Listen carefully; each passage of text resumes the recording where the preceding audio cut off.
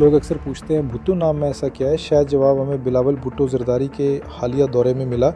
ये सिर्फ एक फ़ॉरेन विज़िट नहीं था, ये एक सियासी स्टेज की वापसी थी जिस पर बरसों से पाकिस्तान की आवाज़ कमज़ोर पड़ गई थी।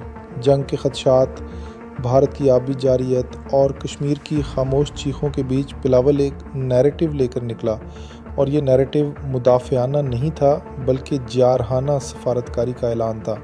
अक़वाम मुत्तहिदा में गुतेरेस से बातचीत एक फॉर्मल मीटिंग नहीं थी, वो एक पावर प्ले था जिसमें पाकिस्तान ने साफ कहा, हम अमन चाहते हैं मगर तमीज़ के साथ, वरना हम खामोश नहीं रहेंगे।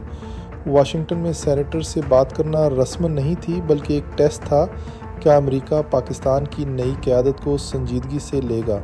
और सबसे दिलचस्प लम्हा लंदन में आया जब बिलावल ने डेविड लीमी के सामने कश्मीर को जस्ट अ कॉन्फ्लिक्ट कहने पर रोक दिया और कहा, ये हमारे सीने का ज़ख्म है, फ़ाइल नहीं। असल बात यह है कि बिलावल ने यह दौरा अपने नाना की लेगेसी के साए में नहीं किया बल्कि उस साए से निकलकर अपने कदमों पर खड़े होकर किया।